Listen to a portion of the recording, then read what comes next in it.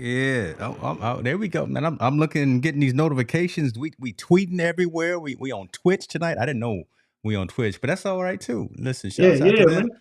Montel Allen, James Yes, Hicks, sir. just me. But let's talk about him first. Listen, Team No Sleep, November 30th. What it do, brother? How you living? Man, blessed as usual, man. Yeah. Glad to be 6 feet over instead of 6 feet under. And, take everything one day at a time. But I mean, you know how we do, just getting ready for the holidays, man, ready for family, friends, and definitely reach out to those loved ones, man, because this is that time of year where people start feeling. Yes, sir. So that's it. I love it, man. I love it. Listen, I see folks jumping in. Appreciate everyone. We see Dr. Cox here, moderator of all moderators. That's a bad man right there. And I see Senior in the building. So as we say, the show can officially get started. Y'all know Team No Sleep, social impact of sport. Having that mission and having that title, right? There's always, unfortunately, and I think folks understand this. There's always a story there's always stories that we lean into that hmm aren't happy, right? That always have issues to deal with. That always are awkward sometimes. But again, like we always say, no one else is talking about them. We're talking about them, so we're gonna talk about it. Yeah. All right, you know the kid in the name if you're a football fan. You may not know Jalen, but you probably know his dad, John, right? Former Mhm. NFL quarterback. So here it is. Florida QB Jalen Kitna, jailed on child pornography counts. He's backup quarterback out there for University of Florida, 19 years old. Again, he's the son of former NFL QB John Kitna, and today he got charged with 5 counts of child pornography. You can read this story if you want to. I'll put the description in the notes. In the story, young Kitna, who is a redshirt freshman, came on and said, "Hey, I didn't know that these were child pornography photos." Right? Mhm. He's coming out and saying that I thought that this was not sexually explicit material. He thought it was legal because he found them online. That was his statement. I found Yeah. these online, so I thought that these were legal, and he shared them out on his Discord server, which is another social media kind of community aggregator. Ignorance of the law, and you know better. I'm just gonna say that, Jalen, you know better. Come on now, you're 19 years old. I'm not sure. We've all done some things when we were teenagers, when we were young, probably still now when we're 53 years old, but you thought they were legal because you found them online and you sharing out these pornography photos, and now you caught up. Now you suspended from the team indefinitely. Yep. Um, you didn't blew your football life up because you wanted to see some pictures. Montel, talk to us about this, man. I'm gonna look at it from a little different angle. Okay. So I'm gonna say, look at it from his defense right now. I'm gonna tell you right now. I think he may. I don't know what it is for them to lead enough to say they got to arrest him and do it on it. But I can tell you right now, it's hard to decipher somebody that's underage to an adult, especially when they're in their teen years to an adult. Now, Okay. what's the difference between a 16-year-old and an 18-year-old posting rape raunchy pictures? I can't tell, and I'm a 52-year-old man. I don't know if a 19-year-old can tell. Okay. You know No, what I that's mean? that's a decent point. Yeah, it's a decent point. So I don't know if he like you said, he found them online. He didn't know who they were. He thought there was either attractive or unattractive women or whatever he put on there, and he put it out there on his thing. I mean, in this day and age, I'm perfectly honest. I can't tell sometimes if they're a man or a woman, right? If you're a Mm-hmm. transgender, you can't tell. So for them to say, for him to say that statement, it doesn't surprise me. That's not a statement that surprises me. What surprises me is that I wonder what the content of those pictures were that he sent out. Not that I want to see him, but what to let the police to say they need to arrest him. Yeah. That's the part that I don't understand. I don't know how bad they were or what they were. And if he couldn't tell they were underage, how did the police be able to tell that they were underage people that were in That's those photos? That's a decent point, right? And so we won't get graphic, but we'll get descriptive, right? I mean, Yeah. if they were just photos of folks, then that's one thing. But if they were Yes. photos of folks who we find out now are underage and they were doing some activities, that could be kind of that delineation of where now we at 5 charges, carrying, second degree felony, up to Yeah. 15 years in jail and fines up to $10,000. right? So But again, it's dependent on what the actions were in those. If it was just photos, again, you're right. I can't but tell nothing from but even nobody. if that, but let's say even the actions in the photos, how do Mm, you decipher if that person's 16 or 18 years old? You don't know. Like we have cases of these underage girls get into clubs, mm-hmm, grown men having sex with them. How's that man supposed to know she was an underage person into a club? mm-hmm. We just had a recent incident with the situation in San Diego State. He Okay. had sex, that young lady that was young at the party, and she unfortunately got Oh raped. yeah, yeah. So where him being 19 years old, how is he supposed to decipher if that's a young person or a kid or a child or a minor, in opposed to someone that's 18-year-olds that can do this stuff? That's the part I don't understand. Whether they were engaging in an activity or whether it was just a still photo. Doesn't matter. How's the police department able to do their due diligence to say, hey, this person's underage? And he said, I couldn't tell. I don't know. I thought it was just a picture that I saw. So my question is now, is ignorant bliss in this situation? He's 19 years old. I can completely understand the pictures that he saw and he thought that was an adult and he sent them out. That's fine. Okay, he made a mistake. He didn't know that was child pornography or whatnot. That. I'm wondering how the police deciphered that was a child and those are minors in those pictures. Now, if it's obviously minors in those pictures, like those are kids, then that's a different scenario. Right.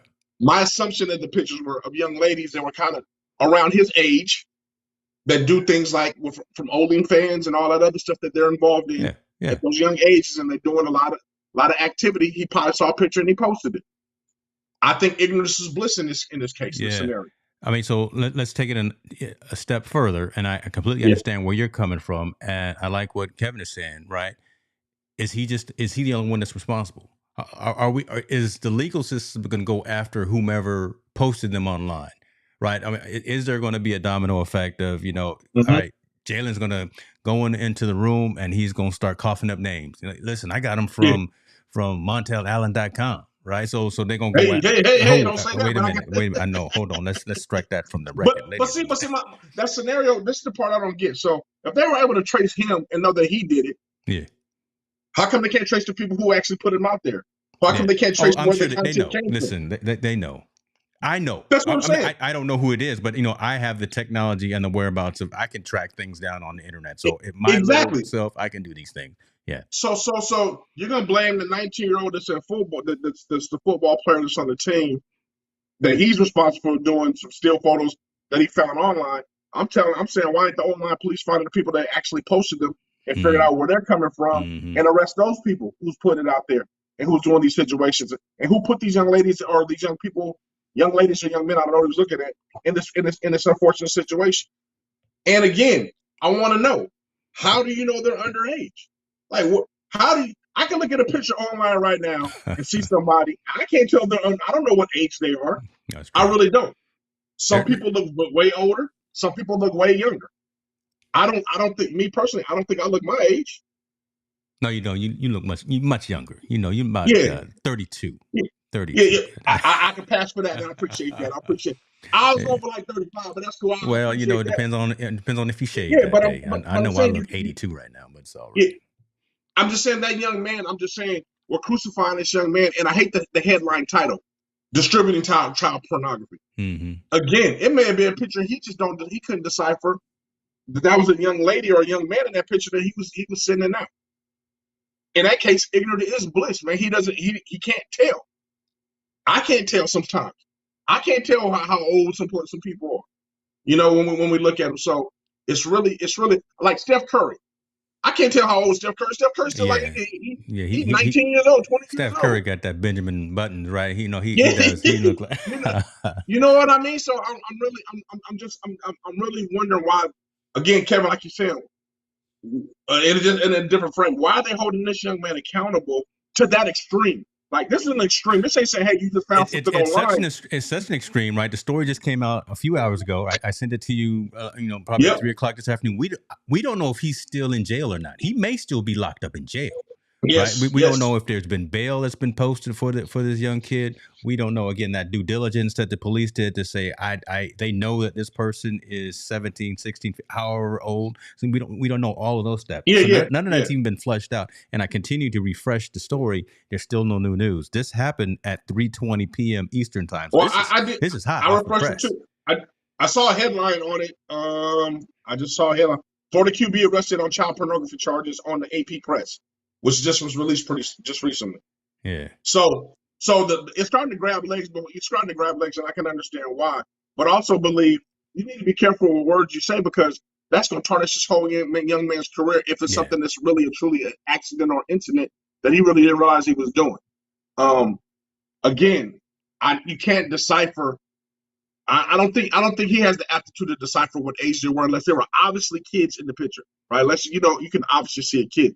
But if it's someone that's around from 15 to the age of 18, I'm gonna tell you right now, man. I know for a fact everyone can't tell everybody's age, That's true. and I That's want to true. know how Yeah. the police were able to decipher that they were underage, and how do we expect a 19-year-old kid that they can decipher when he just got out? He's 1 year removed from high school. He barely got maybe some hair on his chin and maybe a little bit of mustache. He's still probably like the Pokemon and all that stuff. Still Power Rangers. He's still collecting Matchbox cars. So am I. Yeah, So yeah, I'm man. not, He's a not going to baby. say He's anything still a kid about that. But himself. hey, Kev, I got a couple other comments too. But Kevin is saying, why is this type of content being distributed by an athlete? Can't answer that. Right? Don't know what's going on with this young cat over in Florida. Listen, he's a quarterback at the University of Florida. I know he's got women Groupies. interested in. He's got groupies. He's got folks that are interested in him. For his daddy played in the NFL, so there's some of that money in the family. And I like this comment here from Mom. So appreciate you for being here as well. Why are all these athletes getting into so much trouble, right? You don't hear about old folks getting that and what's happening with the world right now. And I think this has always been happening. That's a great question too, Mom. But I think this has always been happening. But with the advent of technology and the advent of social media, we know about it right when it happens, and you can't hide it. Right? Yep. Nothing is covert anymore. It's all overt. I know when you walk the street. I know when you go to the grocery store. There's cameras in front of you. Right? Nobody cares about anybody else, right? You think about everyone is going after, not everyone, people are going after likes and follows and retweets and trying to build up their own personal thing. So there's always a camera in front of you, especially if you, like this kid in the cat, who has potential probably to get drafted in the NFL and become a millionaire by the time he's 20. Someone's filming him and people are watching him. And it's always been happening. We just see it now exactly when it happens, as opposed to 10 years down the road, 20 years down the road when they retire or when they pass away. We are seeing this stuff in real time, in real life. And it's always been happening. It's unfortunate that it does continue to happen and we have to talk about these stories. But yeah, this has always happened, man. I think that the worst thing out of all this is the negative stories is what catches our attention, not the positive. Yeah. That's true. The negative stories is always going to get all the likes. And and those things, that's sexy, in relation right? to saying. It is, right? The bad news is what's sexy, right? Yeah, so exactly. It's unfortunate. That's what sells newspapers. That's what's the first story that you hear on the news. And instead of leading with something good that happened in the news, why is it? And think about this, folks. Why is it always the murder, the volcano blowing up, the typhoon, whatever, that starts the news? And then right before it goes off at midnight, when everyone's already asleep, then they talk about the good story of the day, right? The feel good story. Yeah. Why can't we change the dynamic and the mindset and lead with something good? But again, I totally believe. But back to this young man, man. Before we move on, man, I really do. I won't say I feel sorry for him, but he's caught in a really unfortunate predicament, right? I mean, he's probably suspended indefinitely. He's probably going to lose a scholarship based on some things if things aren't figured out soon. He's going to have an arrest record. All things bad, right? Trying to start a football career at a high level, to have aspirations to go to the professional level. So I feel sorry for I don't feel, like I said, I don't feel sorry for him. I feel bad he's kind of in a bad predicament. And hopefully this is just an ignorance bliss situation. Like I've said, he just didn't realize the age of those kids, the people that he was sending out that information. Hopefully it's that situation and everything can kind of move forward in that.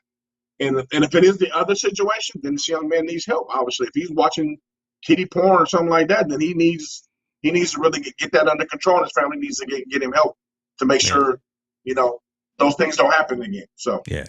We'll see. Hopefully that happens. Kevin's talking about people love to talk and gossip about negativity and stroke the conversation by creating fear. My goodness, that's a powerful statement it's a right there. powerful statement. Wow, Kevin Cox coming with some heaters, boy. Yeah. Well, it's not too You late. drop the mic Okay. on that one right there, Kevin. You can drop the mic on that one, Man, boy. God, all right. Let's go and get into something else right quick. T.O. Terrell, not Terrell. It's Terrell. There's a little inflection there on the vowels, folks. He's from Texas, so you got to say it the right way with the right enunciation. T.O. has 2 houses. I'm gonna start with that. He's got one in Florida and he's got one in Southern California.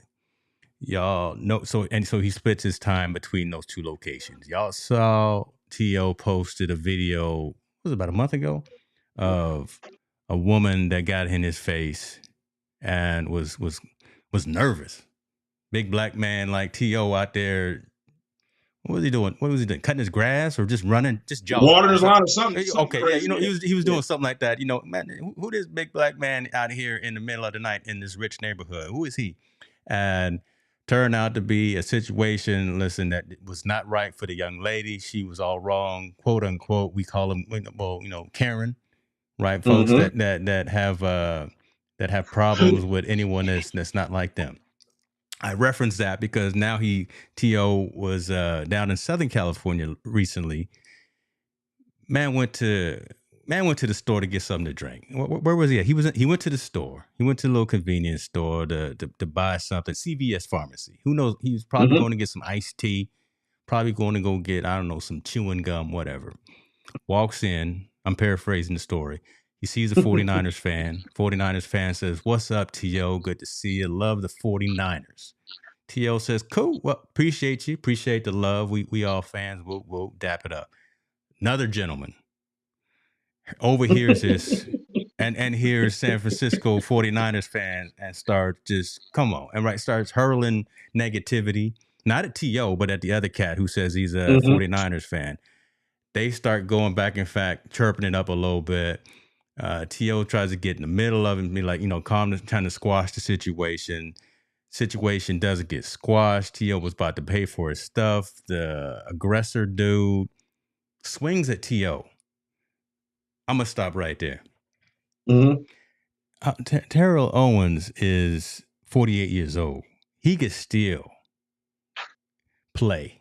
If he wanted to get out there on the field today, he could still be a dynamic weapon out there for any team at wideout. So the man stays in shape. The man is a beast. He is LeBron James at 48 years old. The dude probably shouldn't have swung on T.O. T.O. defended himself according to his recollection of the story, swung at the dude, popped the dude in the head, put them hands on him, tried to squash the situation again with the other gentleman, and was trying to protect really the San Francisco 49ers fan. But it's a shame that now this is making news. No one was there. The guy that T.O. hit didn't call the police, so there's no police record. But again, TMZ caught this, so someone was out there with their cell phone, caught the footage. It's a shame that now it's in the news. T.O. is out here hitting people. There's going to be a narrative that Terrell Owens is out here fighting folks. He's in Florida. He's fighting with old white ladies. Now he's in Southern California, and he's beating up San Francisco 49ers fan. It's unfortunate that society is like that, but shouts out to T.O. for standing up. Right, hey, man. From the perspective of the story that I've heard thus far, T.O. did what he had to do, and he protected himself, and he actually protected the other cat that was a 49. Hey man, he did a Charles Barkley on him. He lucky to get thrown through the window like Charles Barkley did that dude back in the bar back in the day in Phoenix. I remember that. Yeah. T.O. put them hands on him. I think people need to, one, you got to keep your hands to yourself, especially in a situation. And T.O. has every right to defend himself. Yes. Guy swung on him. T.O. put that 1-2 chicken combination on it and called it a day. And it happened just to get on film. We know if somebody wasn't filming it or the cameras in CBS didn't film it or whatnot, this probably would have never made news. I think T.O. would probably walked into the sunset and not even worried about it. Just kind of kept it going. But now this is, like you said, the narrative. people are going to come to their own conclusion of the narrative. They ain't going to say, hey, T.O. was defending himself between, from this irate friend or this fan that took a swing on him. The narrative that we saw, hey, T.O. gets into a fight or T.O. goes into a brawl at the store. Or, the narrative is never not telling the truth, at least from the perspective that we heard so far. So, again, he has the right to defend himself like any person does if somebody puts their hands on him. 2, dude, lucky it didn't get worse because he could have probably beat him down a lot worse. Lucky T.O. wasn't in a bad mood, right? I mean, lucky he didn't get him on a bad day. I'm glad, T.O. did what he did and kind of subdued the guy and walked away with it. Because it could have been Mike Tyson like that dude. He did that dude on the plane. Peppered him up in the face. and Mike was waiting for some more if anything else jumped on, right? So I think that there's a clean narrative going here, man. Like, don't mess with professional athletes. Charles Barkley, basketball player, threw the guy through the bar window. Mike Tyson was on the plane, peppered the dude up in the backseat and blackened his eye and faced him up. T.O. now, you talk to him with CMZ the wrong way, he look like he's going to get 2 hands put on you.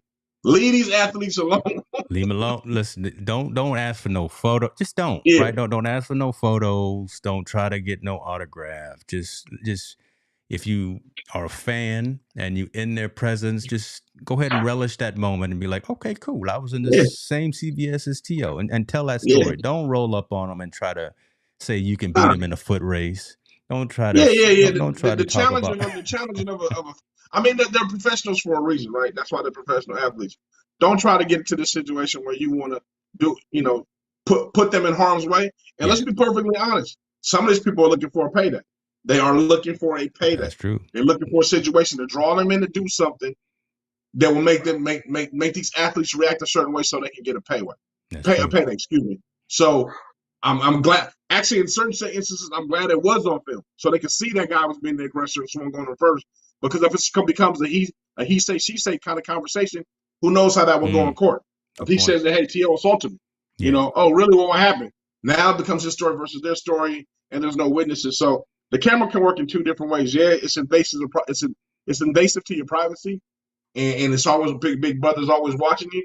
But on the other hand, especially people in a situation like that, it's protecting them because they can keep their money and they can't get sued. That's true.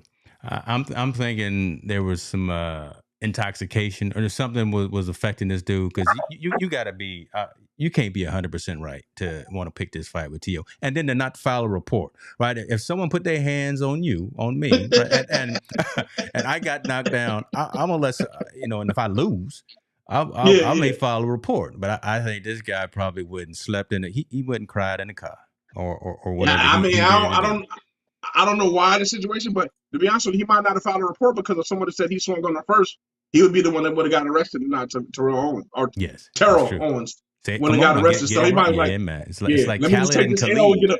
Let me take this L and just get on up out of here. Let me get up out of here real quick. Grab my beer and go ahead and get up on and just move. And like my man TD Tony is saying right here, man, listen, if you don't get that picture, don't walk away mad. Don't be butthurt because you didn't get that. Just you relish in the fact that you were in the presence of someone you followed and you thought was cool. Just take it and just be cool with it. You know what's funny, man? What if he would have got the best of Terrell Owens? This dude would be all over the news. That would be that would be that would be on the front page right there. He would be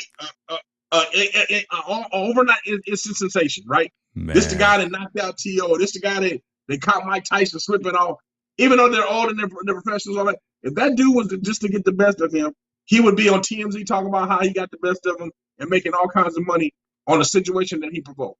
Bruh, listen, Scott Van Pelt will be talking about that tonight on Sports Center. That would be his bad break or his bad beat for the night.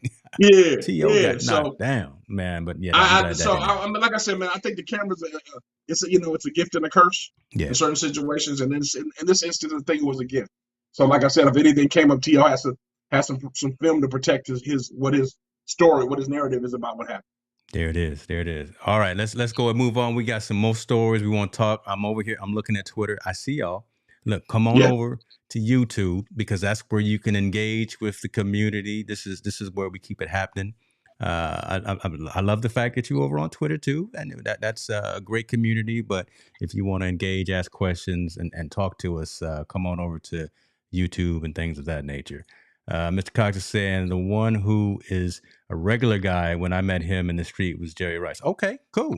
Listen, yeah, I've seen Jerry at a few events too. He knows he's the Man, GOAT too. Jerry know he the GOAT and he walk around with that swagger. But but I got one better, man. I got one better. I've met T.O. before.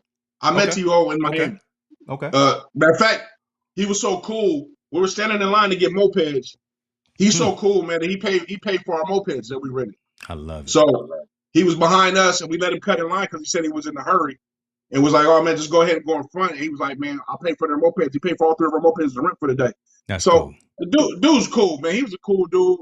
He had a conversation with us. You know, we were from California. He's in Miami. Everything. He's a good dude, man. Genuine. I just believe, like anybody else, you just can't cross the line, right? Yeah. You can't provoke anyone. You can only provoke people for so much before they can tell they only gonna take it. That's what anyone. Yeah, that's what anyone. Stay out of the personal space and don't try to crouch and overcrowd. And yeah, you can't just roll up on people, my God. Yeah, and not talking trash.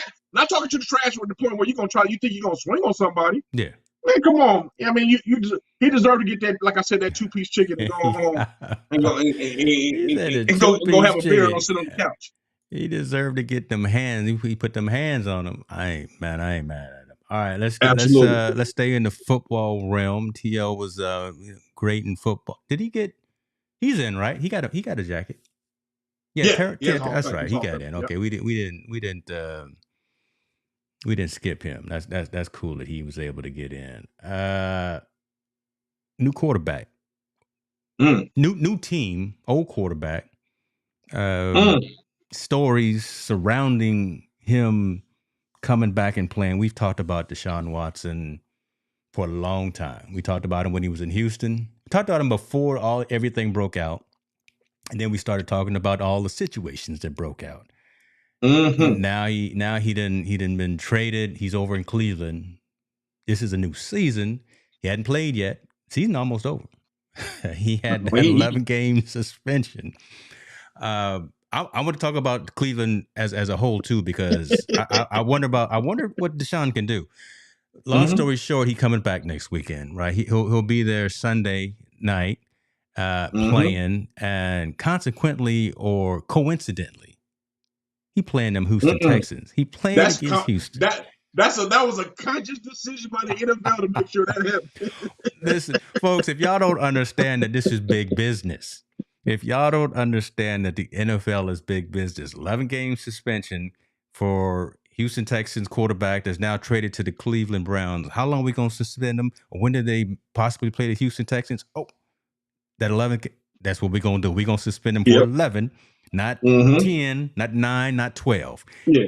Just so we can have all the TV cameras and all the newspaper reporters talking about the Browns and Texans.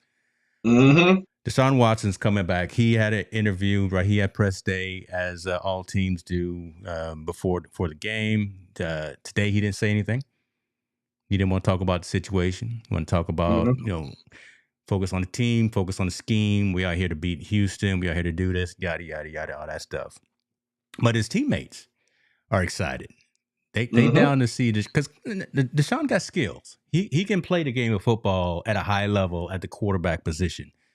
But let me start with that first. Are you ready for Deshaun to come back? And do you think that he can perform well enough to remain starting quarterback for Cleveland Browns? I think it's going to take some time. Excuse me. It's going to take some time for him to get his skills. And we're talking about football skills to get that back in sync. You know, football at that level is played a super high, super fast go. He's only been practicing and trying to simulate that. You know, you can't simulate it when it comes to when you're in the game and guys are really trying to physically tear your head off and trying to make sure they get at him. And you're not now. The crazy part, he's getting thrown into hostile environment against a team that they think the team that thinks he betrayed him. Yes, you know, that he left and he did all these things to their city and he put a black eye on that team and so on and so on. So they're going to throw him into the lion's den and says, let's see how you perform. So now the game's even going to be amped up even more. You know, you're not just going against an opponent that wants to get you. You're going to go up against an opponent that probably in their locker room saying, we hate him and he's enemy number one. So now everybody's gusto to go get him. to kind of go get him. So his skill set, I think, is going to take some time. He might catch fire somewhere, and old habits are hard to die. He's been throwing the ball all of his life, so he's probably going to know how to do that and know how to get and come. I think he's just going to have to get adjusted to the speed. Once he figures that out, I think he's going to be fine. The crazy part about this is the narrative is going to go two ways. Where you going? Okay, because it's in the comments already, and I'm gonna bring them up. If you, I'm gonna talk about it. I'm gonna wait. I'm gonna see what you say. The first narrative is going to be Deshaun is back. Look at him; he hasn't missed a beat. Yeah, he's a great quarterback. Okay. Or Deshaun is rusty as hell. He ain't back. He's in loss of touch. He ain't ready. Right? Those are the two narratives going to be on him. So I believe it's going to be it's either feast or famine with this situation for him. Now, as far as the game is concerned and Cleveland's concerned, I think the Cleveland Browns is a good enough team to beat them, regardless of he was playing or not. But it's going to be interesting to kind of see how this thing kind of plays out dynamically. And more so important, how is this going to do in the viewership? With these women that are still, very active in there, protesting against him. Yeah. How is this going to kind of shape up? Yeah. Let me tell you about and you know this, right? So, because I know you follow sports as well, and I see Tony is asking about it right here. Talking about the women, they're going to be there. Oh, yeah. Yeah. A handful of his accusers are going to show up to the game. Talking about, it's him. He the one. So cameras are going to be all over them. These ladies, these women, these accusers are going to be at the game. That's going to, that may affect his psyche. Yeah. Trick him, right? Affect him in terms of his performance as well. They're going to draw some attention because that's going to be a news cycle as well. They're going to be there with banners on, T-shirts on, hats on, whatever, saying Deshaun Watson is the. So, there's that whole story. There's that whole aspect. That's a trip, right? So you got to think about that. He's got to be prepared for that. The other aspect of this was, I don't think Jacoby Brissett was all that bad. No, absolutely. Jacoby Brissett actually played really well. Very excellent. Right? Yes. And I would let Jacoby keep playing. I know you paid a lot of money for Deshaun. Yeah, I know you paid a lot of money, but Jacoby Brissett put you in a position to win. You can't pay a person that kind of money and not give them the chance and not play them. That's the big business part. That's the business part of it. I don't know. Yeah, that's the business part of it. You can't do that. Now, I believe this much. I believe Deshaun will have a short leash in this game. If he's not performing well in the beginning, Jacoby Brissett is going to come in right away so he can make sure they win the game. And Jacoby is ready.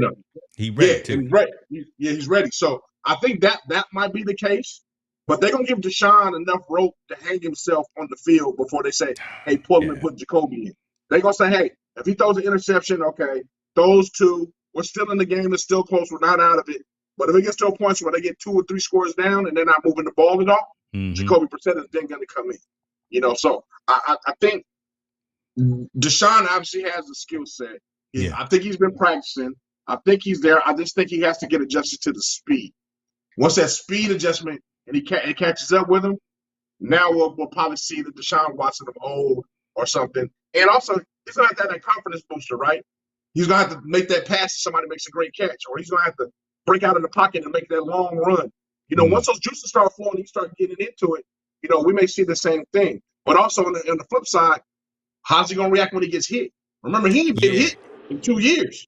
So think about that. He going to get hit, and it's personal, right? So, his O-line is going to watch him. He got his tackle going to be watching his blind side. But these fellas, these big 200-300-pound folks are coming after him because, again, he done dissed them. He done dissed the city. He done dissed the team, all that. So you got linebackers that's coming.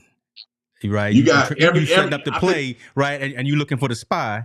You looking for the one who's watching everything. All of them spies. They're going to be all out blitzes every single play. So they come. And you're saying that. You remember, man. Again, he hasn't been in the situation, so the peripheral's got to be on and popping. His peripheral's got to be on. Like everything has to be on tech for him to not get. It's going to be a fast game. It's going to be a fast game for him, and him coming off that way. So I'm really interested just to see like how he reacts in the first couple of drives. If he got it, if he doesn't got it, how patient they're going to be with him. What success is he going to have? Are they going to take it slow, like, hand the ball off a couple times just to kind of get him in the game, kind of get his flow and get him? Because you also got to think, the other part of it, he's going to be excited. True. Like your butterflies is up and excited, not just a part of failing or being successful, but I'm excited to be playing. Take a beer away from you for 3 years, and then somebody puts a nice cold one in front of your face and says, "Hey, man, have a nice sip." There you And go. that's Make your it favorite play. drink. You're gonna be like, man, It's a whole woo. season, right? So Yeah. because the season now is longer, he's been out for 11 games. So that was back in the day. That was a full season. So he's been out, taking snaps with the second and third string, and a few snaps from the first. He's been out for because even his last season he was out. I think at the end with injury. So he's been out. That's right. Yeah. He's been out for a while, man. He's been out for a long time. Like, a good long time. So I don't know. I mean, it's not like people can't come back from 2 years being off or be injured and rehabbing and all that stuff from coming back. But all these things are said, he's going to come into this game with hostile environment. And this is the part that no one's thinking about. Since he hasn't played that speed of the game, what if he gets hurt? Yeah. We've seen a lot of stories lately, and you've talked about this too, right? Playing on different turfs and as opposed to on that field, regular grass. And yeah, you're right. Well, I'm just saying, play that fast speed, playing on that field, doing everything they're doing. Remember, his body ain't been moving like that. Yeah. His body hasn't moved like that in 2 years. The jerk reactions and all that. He gets hurt and then they lose him for the season. I just don't know how it all plays. I mean, usually you would work somebody in slowly, right? Hey, you come in, you play a little bit. But, I mean, I don't know if this is any different than a backup quarterback situation. They don't play that much at all. Then they get to come in the game, and sometimes they tear it up, right? So I don't know how this scenario is going to play out. But like I told you, there's going to be two. This either going to be Deshaun is back or Deshaun need a whole lot of work. We're going to find out. We're going to find out what the story is going to be the week afterwards for sure. But at that professional level, it's always next man up. And he's been a professional for a while. He knows. So hopefully he's got his body right, got his mind right. He knows the plays, right? Again, he knows the game. He's a professional athlete, but there's going to be some other things happening around the game. A lot of the women that have accused him are going to be there. So he's got to deal with that. Right there is that part right there, and I read that too. That's an interesting psyche. Yeah. So the accusers that I don't think he's mature enough to deal with that. Think about it though. I don't think he is. The people that accuse you of this, that took hundreds of thousands, if not millions, from you, grown folk are going to be in the stands. all together, probably wearing some type of shirts to identify themselves that we are it. And you have to deal with that. And not only you have to deal with that while you're during the game, you got to deal with that during pregame and deal with that after the game. And he gonna hear the boos. It doesn't matter where they're playing. Yeah, I think are they in Cleveland? Doesn't matter. I'm not sure if they're in Cleveland or Texas. Look, he got them extra spidey senses too. A quarterback, a professional athlete. He can hear. He will hear all repercussion. Yeah, man. Yeah, I'm surprised he hasn't. I'm surprised he didn't get in a situation like T.O. got in. To be honest with you, I don't know. It's going to be crazy, man. We'll the owner gave them tickets for free. Oh, I'm sure. Hey, Tony, if it was me, they would be on the sideline. They wouldn't be in the box. They would be on the field. On the sideline. They would be on the field, man. I want him to hear their voices from the sideline screaming at him. That's where they would be. They would be in the end zone, man. I mean, I'm just saying. Listen, 5-year deal, $230 million guaranteed.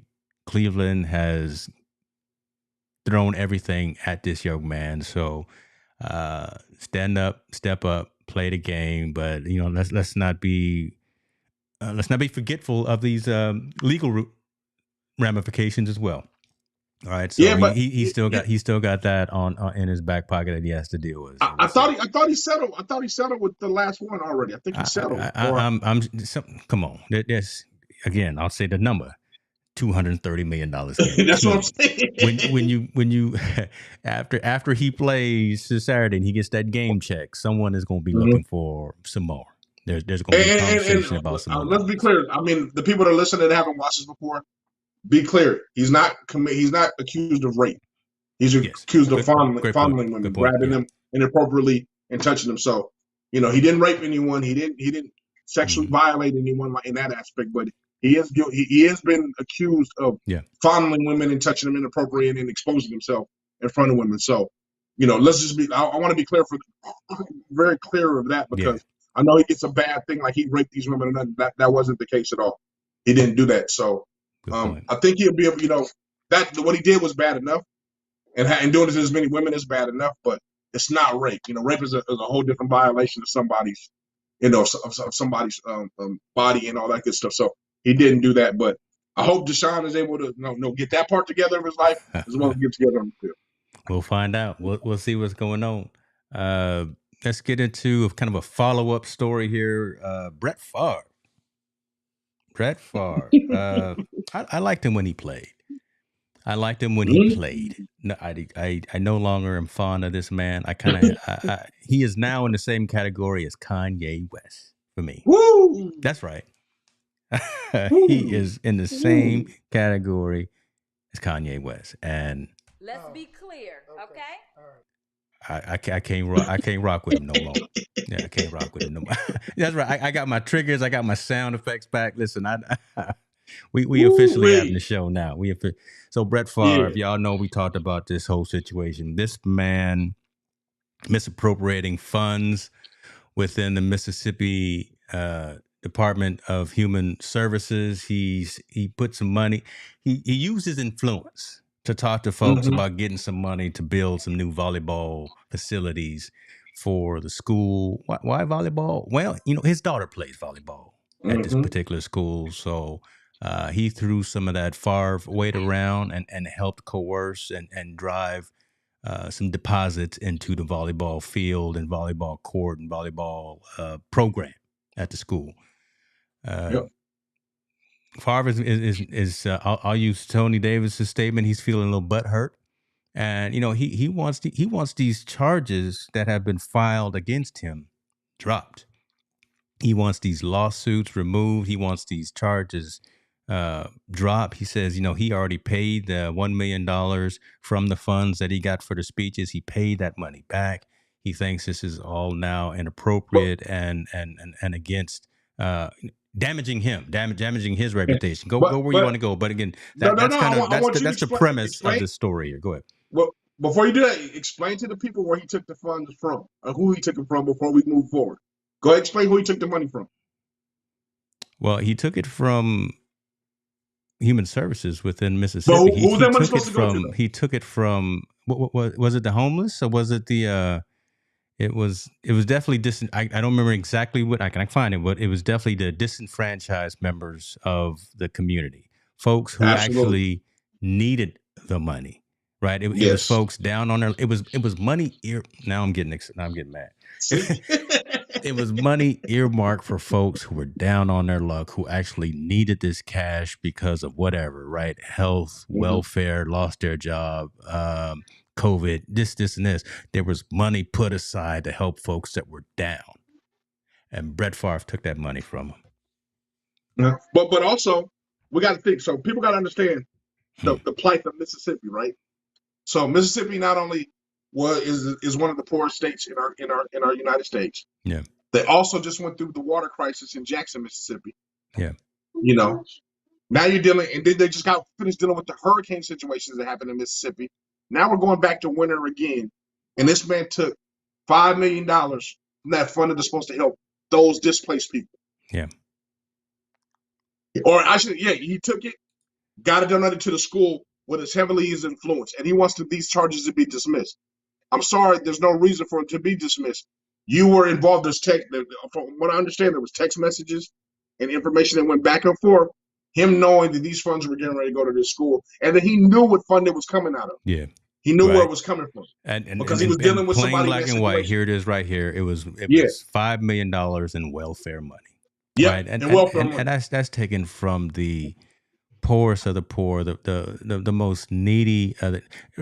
Regardless of what you think about assistance and welfare and whatever the case may be, there's actually folks in those systems that need assistance, right? There are actually folks that's why I was laying down the platform.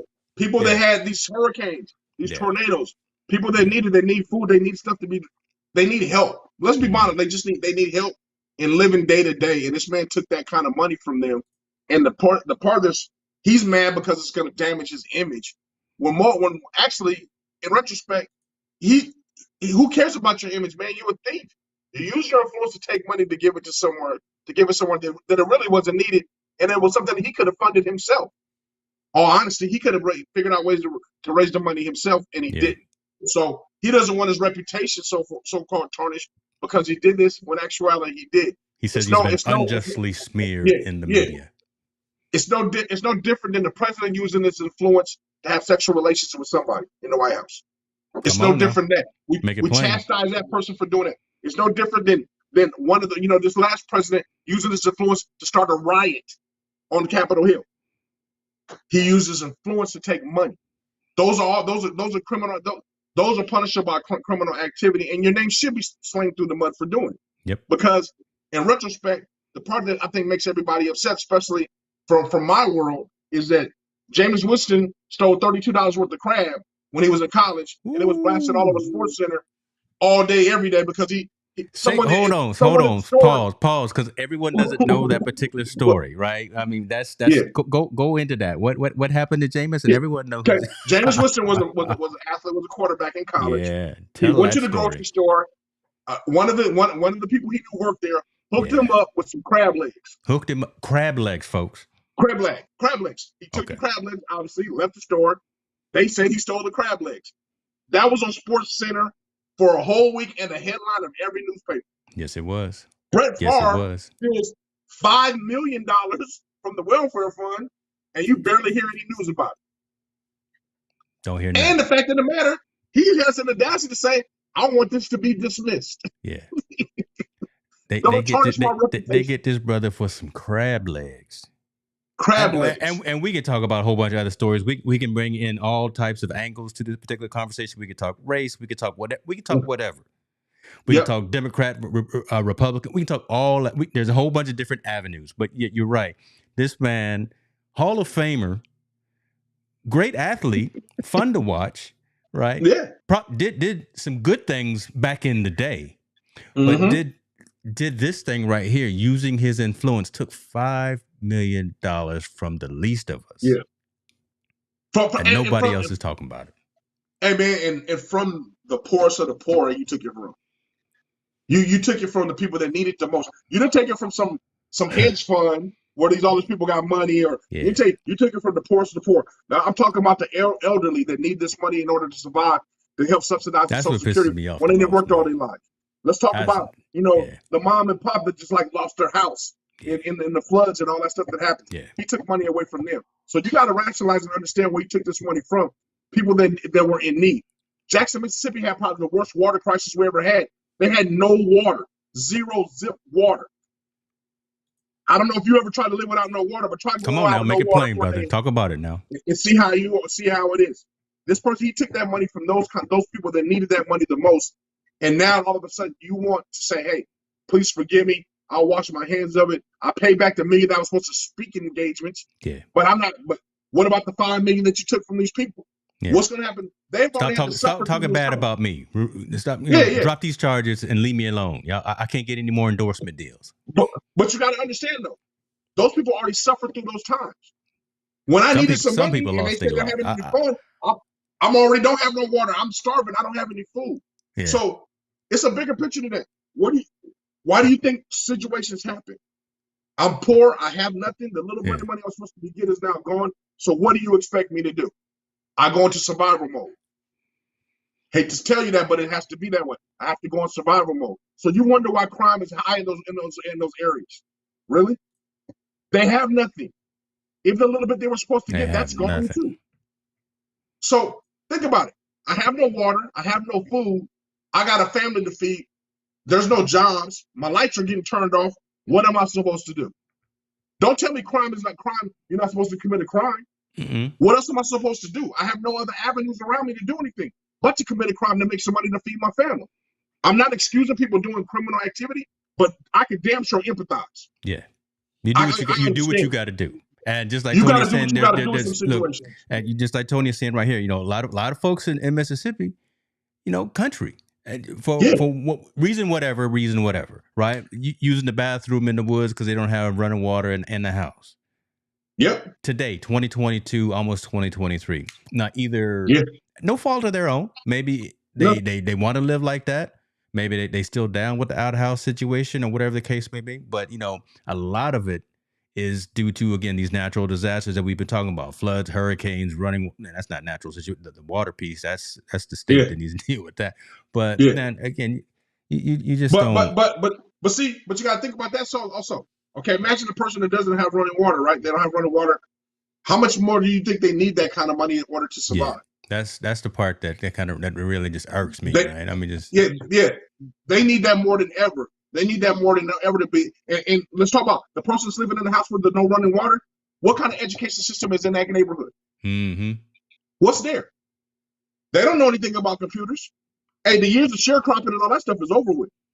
Farming is a tool that's done by machines now, not by humans. That's true. So you tell me what I'm supposed to do. There's a I trickle think down people, effect on the economy yeah, right there. How can I be a valuable asset to the community if, one, I don't have water, and you're gonna take money that was earmarked for me anyway? I can't yep, I can't win. I can't can't win. win. Yeah. Yeah. So you're gonna get, like I said, people get mad about the crime situation and all these deals, and people, they always say, hey, they're killing their own self. They're in their own neighborhood. They're doing this and doing that in that neighborhood. It stays down there. Again, look at the trickle effect. This is just a microcosm of what happens. Somebody rich takes more of the money from the poor that's supposed to help them, and now you're asking the poor, hey, just still stay poor. Just figure out a way to survive. Well, how am I supposed to survive? I have no other means. You give me piss poor education. You really don't give me nowhere to live. There's no jobs and no opportunities where I'm at. So you tell me what am I supposed to do? Explain to me what am I supposed to do, because I can't be. I don't even have the tool set to become an asset to my community. Tell me what I'm supposed to do. And better yet, not tell me what I'm supposed to do. Help me figure out what I'm supposed to do. Wow. That money there was supposed to help a little bit. That money's gone. Help me. What am I supposed to do? So you tell me so you know what I'm supposed to do? This is what I'm supposed to do in their eyes. I'm supposed to go out and commit a crime, go to jail, and be another commodity for you. Right. That's the cycle. People don't understand the cycle. That's just a statistic right there. That's being another statistic. So, I mean, pardon my French, Brett Favre's an asshole. Yeah, he is. He is. Oh, he is. Yeah. He's an asshole. So, I mean, and him being an asshole like that, and him figuring out there's no remorse or no ramifications for what he did, either he's a dumb asshole or he's just a plain ass. He don't really just care. And I think it's the latter. He just doesn't care. He just doesn't care. I think that's he's in his own ecosystem. And again, not making assumptions, not stereotyping, whatever. But I mean, the writing's on the wall, and y'all can read it too. Yeah. Again, I'll put the description, the link to the story, and do your own research. Don't just believe us. We sitting here pontificating. The thing that upsets me, people just look at the surface, right? They think the surface is no. Yeah, like I say, do your own research, folks. Do your own research. There's a trickle effect to all that, man. And if anybody doesn't have any money, trust me, $5 million could change everything. $5 million in my entire community. Some of those entire communities, $5 million would change everything. Go a long way. And the fact of the matter that he stole that kind of money. Yeah, he stole that kind of money, man, and not to have any remorse or have any empathy to give it back or try to fix the situation, just like, please let it go away. That's bad, man. I think that's bad. And I lost a lot of respect for him. I respect him on the football field because he was a great player, but him as a human being, I lose a lot of respect for him because he knows what he did. And he's trying to just sweep it under the rug. And the fact of the matter that they put this on the back page and it's never on the front page. It's never on the front page. And like I said, and I'll say it's race. Jameis Winston, a young African-American male about to make millions, you put him on the front page for getting $32 worth of crab. And Brett Favre, some of you guys have never heard of the story until we mentioned it. All right. Yeah, I just pulled up a statistic here, and we're going to go on to the next subject here, but this is crazy right here. I want to say shouts out to Kiona Van Hook. Thank you for being here. Yeah, he just don't care because it does nothing to him. What's kind of thrown me for a loop is, Tony asked an innocent question. What's the minimum wage in Mississippi? $6, $7 maybe? Is that, if that? Bro, that's the minimum wage. $7.25 is the minimum wage. $7.20. Yeah. Yep. What you gonna do for $7 and hasn't changed in a few years since 2019?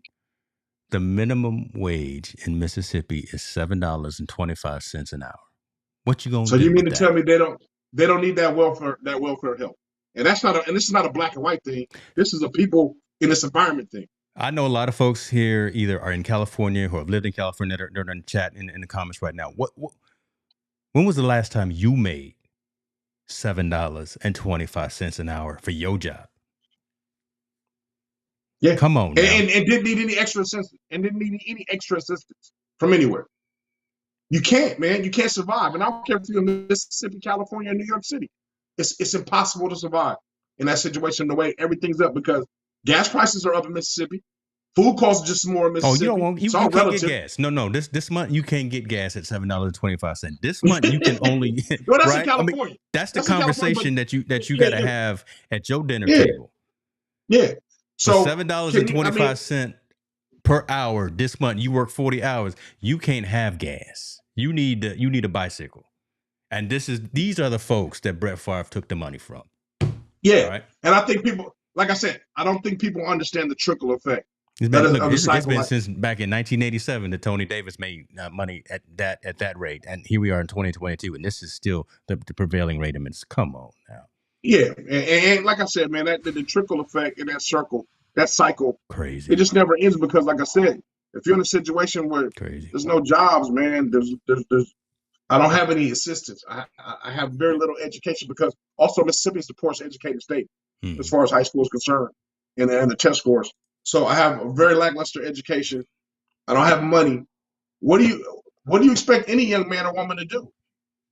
Well, I mean, honestly, you got to ask yourself: if you're sitting on your couch right now, if you don't have nothing and there's no food on the table, the little bit of means you can make can only go so far. At what point do you say, you know what, I got to break the law in order to survive? And that's a lot of people. That's whether it's selling something illegally or doing something illegally. I just believe at some point survival mindset is going to kick in. And there, they have a high population of prison rate in Mississippi. It's no fact, look it up. Yeah. That cycle continues, man. I get to a point where I got a survival rate. I have to do something outside of my means. I don't mean to. I don't want to. But I got to do what I got to do. I got to feed my family. I got to feed myself. Especially if you got dependents, if you got other folks living with you. So we're not going to beat this dead horse. But again, folks, you understand why Montel and I are leaning heavy into this, right? Because this matters, and the national coverage of this particular situation isn't happening, right? So just again, think, as we said, think about what you would do if you were in that situation. Think about what you at 40, 50, 60 years old were making $7.25 an hour. And if you had $5 million that was gifted to you and somebody came and took it and built a volleyball stadium, marinate on that. Let's go on to the next story, man. Because I'm right. I mean, that's how I internalize a lot of these stories, and there's been many times where I've had to take time off because we get into it, and I just start thinking about all sides of it, how I would be affected by it. But let's stay in the area. Let's stay in Mississippi. Let's talk about an interesting situation here. Deion Sanders. Look, we done told y'all from the jump too. Deion Sanders is a beast. He been making a lot of noise. Deion Sanders is winning. Deion Sanders is bringing big names and big bodies to the program. He's building new facilities. He's doing everything the right way, and that is upsetting some folks. Right, folks. If you're not winning unless you got some haters, and you got a couple of haters, but he's got some folks who got money that are offering him some opportunities outside of Jackson State football program. Colorado's reached out to him and said, "Hey man, come on over here and do what you did over there with them fellas, and come do it with us." Yeah, and it's not speculation. Deion is acknowledging that he's been offered the position at Colorado. So we don't know any specifics in terms of cash or money or incentives or what they would offer him, what's in the contract, what's in the deal, but that's out there. Deion could possibly be going to Colorado. A lot of folks are already putting out their opinion pieces and saying, "Hey, brother, don't go." You done built so Yeah, much. yeah. We on a roll again. We 11-0. We winning. We looking good. We got swagger. We got good feeling. Stay here and finish what you want, what you've started. And Dion is even saying that, right? He said Yeah. he's got his kids playing for him at Jackson State. Yeah, He's saying, yep, I mean, there's still more work to do. But what's today? Today, Wednesday. We will find out Saturday what his decision is, because Dion says he will tell his recruits what he's going to do this weekend. What do you think about this one? What do you think about this? What do you think about this offer to Dion to move forward? Because I think there was a lot of doubt at the beginning of when all this started. Could Dion do what he's done? And he's done it. Including and myself, including me. I didn't know Dion was such a dynamic culture changer. Yeah. Like, he's changed the culture of not only Jackson State, but of HBCU football as a whole. Yes. He's put them on a different platform. Yep. He's gotten them where ESPN is televising the games every Thursday. You know, they got the HBCU game of the week on Thursdays or Wednesdays or something like that. He's changed the trajectory and the outlook of what HBCU football looks like. And I didn't know he was that guy. I didn't know he was that powerful. I didn't know he was going to be able to do that. And he's done it. And he's done it in such an amazing fashion. And he's done everything the right way. He's used, his NFL resources and guys to help cultivate that program to be the way it is. And he's opened the doors for guys like at Tennessee State, and Grambling and all these guys, ex NFL players and coaches, to get themselves involved in HBCU. So he's been open at Eddie George, at Tennessee State. So he's opening these doors just to showing how you can do it and how to be successful at it.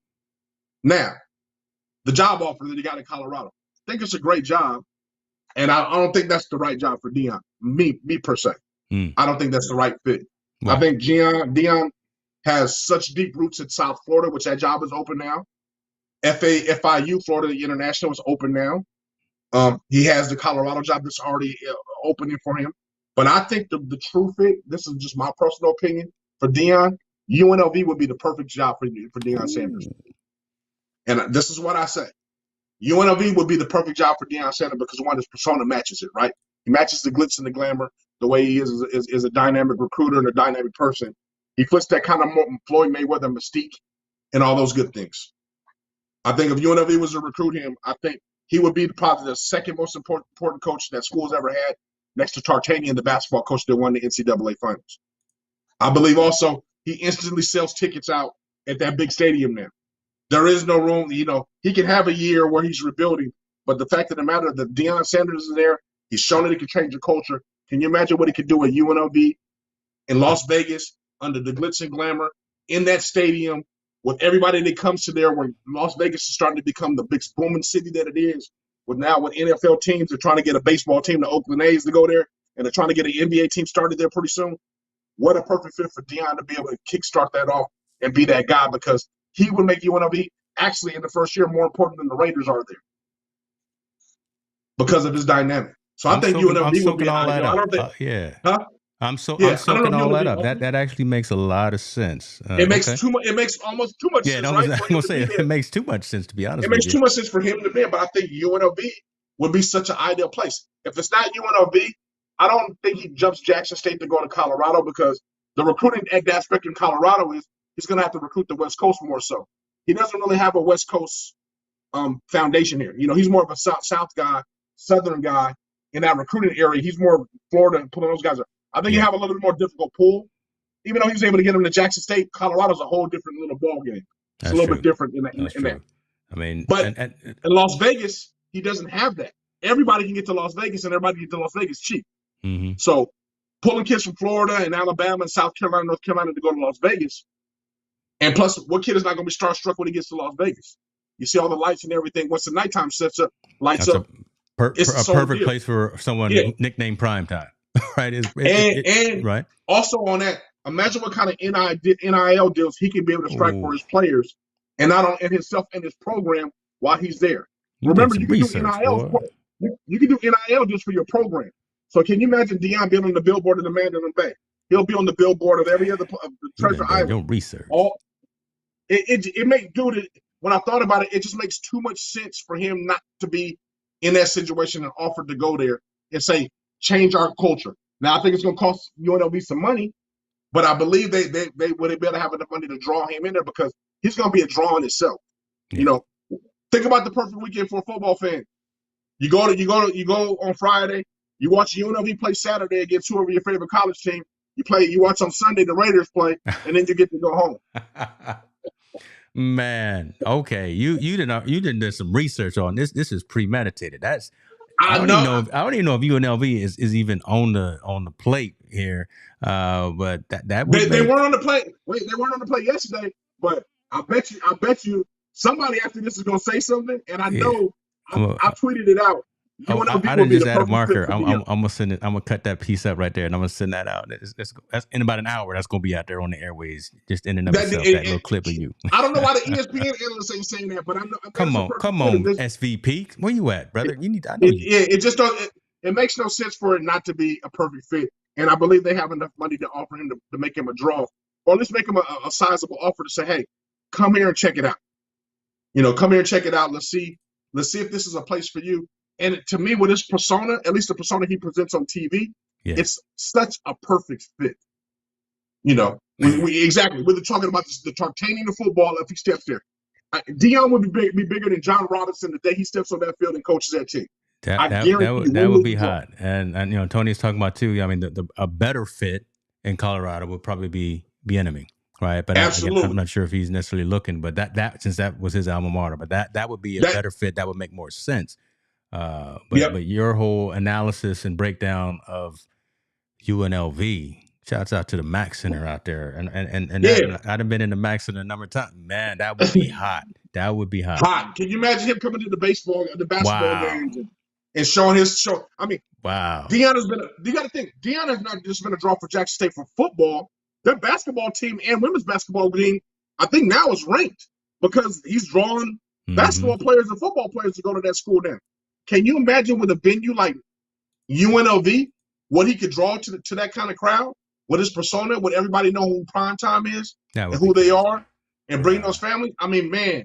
And then the fact that you get the families to stay in one of the hotels or the casino, they get comped for a nice room. I mean, man, the whole selling and the whole thing he could do on UNLV. You got it right there. So all that is added on gravy and extra on top. But when you hit it about the NIL piece, now now he can get folks to come through and get sponsored by the Mandalay Bays and the Bellagio, whatever. Right? He's got shouts out and much respect to Mississippi, but again, it's apples and oranges. Now I got something I could put some coin in your pocket. Yeah, look, go be the bartender at Mandalay Bay for an hour. Here go $50,000 in your pocket because we can do that now, right? For these athletes. Go be the bouncer of the club. You're 300-pound lineman. Go be the bouncer of the club. Right. Go on over to Planet Hollywood, hang out for a minute, just sign a couple of autographs because you can do that now. Yeah. So, serve some hamburgers to some people. Here go $10,000 for that. You got something to offer these students now, and the students aren't scrubs. The student athletes aren't scrubs. These are actually people kids who know how to play the game. Yeah. I believe if Deion, I think Deion won't be apprehensive to moving to Las Vegas. Like, who's gonna say, "No, I'm not gonna move to Vegas and get that Lane Kiffin deal and move in a big old house and do my thing and play and practice out there"? I believe. To me, I mean, I just see his persona. It just seems like a natural fit, man. He has that Floyd Mayweather mystique where he can draw so many people to come to the city and invest in the city and do all those things. I see Deion doing that same thing because everybody's going to want to come watch him play. Now UNLV goes from being a late night game to being a primetime game. And the better they get, the more primetime it's going to be because everybody wants to be in Vegas. Everybody wants to see the game. That same crew that's going to cover the Raiders that night is going to come over and cover you guys, cover the UNLV players. UNLV be on ABC, like you say, prime time, major network. Yeah, that could be hot, right? So we're gonna tweet this out to everybody. Man, if it happens, Scott was still here with us. If it happens, man, everybody better start like, yo, that dude, I'm on something, man, because I just think it just fits. It just fits. So Martell said it, y'all. Yeah, I want my percentage, brother, for selling it. I'm putting it out there. He needs to sell. I'm selling it. I'm speaking into existence. UNLV, Deion Sanders is the next coach. speak it into existence. I love it, man. All right, man. Yeah. We got one more. We got one more story I want to share with the audience. Let's go and get right into it. Then I'll do the call to action after that. But you watching the World Cup? I watched a little bit of it. I saw the US one, the 1-0 game. I saw some of the highlights of that. I don't usually watch the World Cup till Saturday when I can sit down and actually watch a little bit, because during the week the games are too long. But Iran, just like baseball for you. Iran score. Yeah, this is something stuff. But you have some more insight to this stuff. Yeah, shouts out to the team. Listen, the women's national team for US is better than the men's. It just is.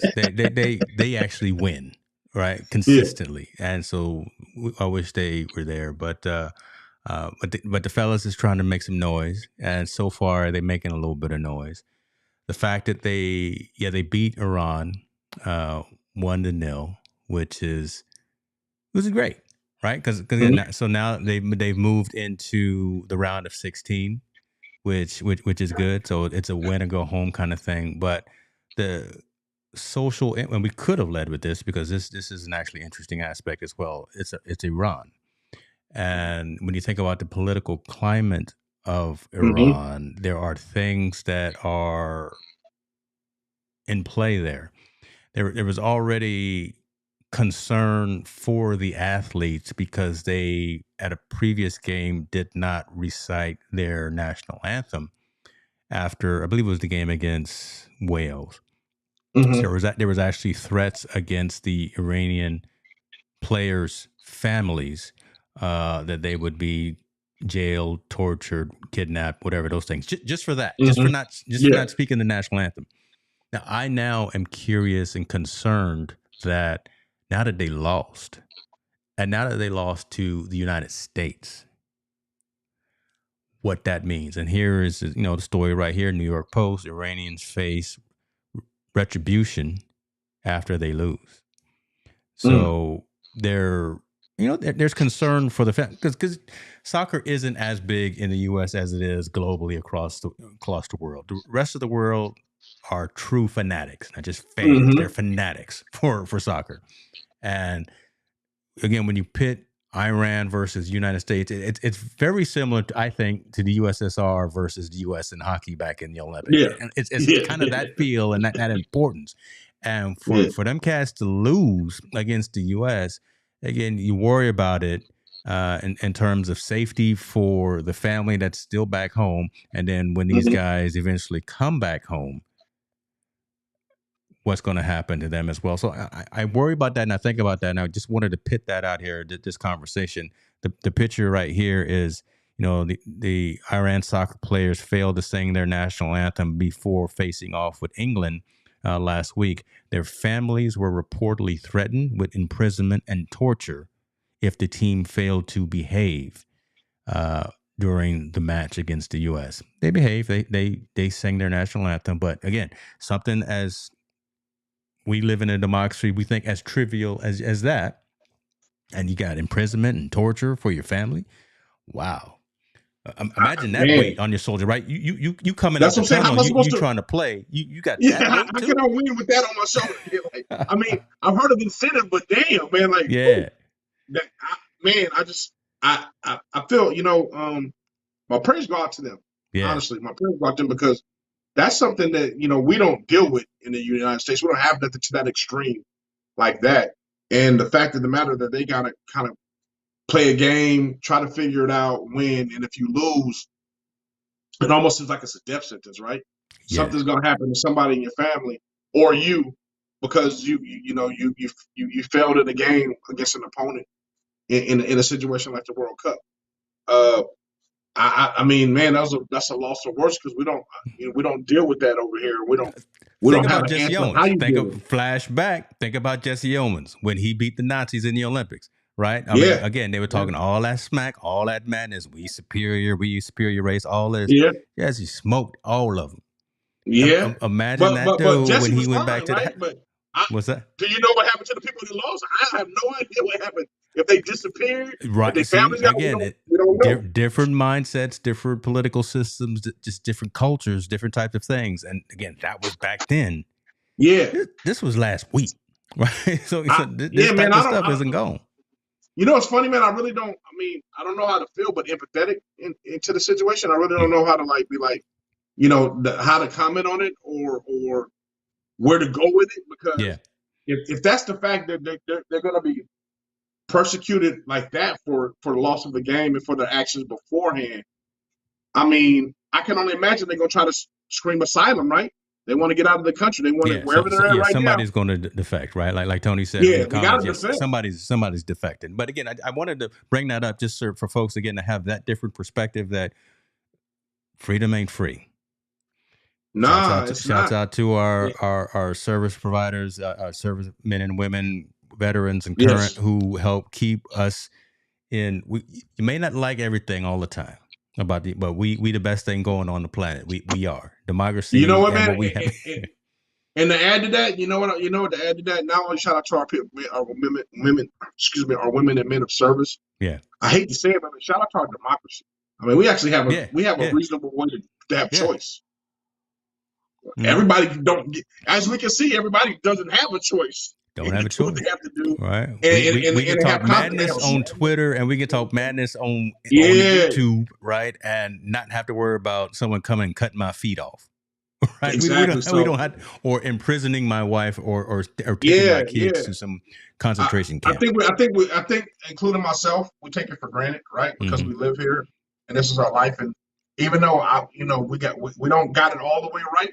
Right. We got it at least better than a lot. And I think that's the one thing that we always take advantage. We always take for granted. And, we always like, it sucks over here in democracy.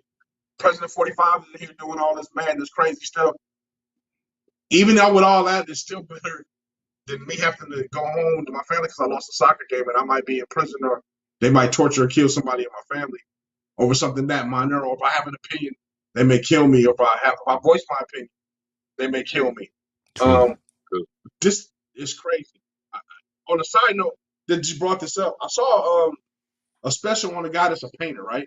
He's a painter in China, and he paints these political stuff that says voices his opinion. It involves sports and all kinds of things that he talks about. And he's been on a run for the government for the last 25 years because they're trying to kill him for painting these political things. So, I mean, imagine something as simple as that. Is we make a painting or we make a statement or we make an image that just, and all of a sudden it's about freedom and freedom of speech and how it involves the sports and all that. It's nothing derogatory, crazy. But since he does that, since he's voicing his opinion, they want him dead. So can you imagine? We would be getting killed because we're talking like this on a doggone podcast.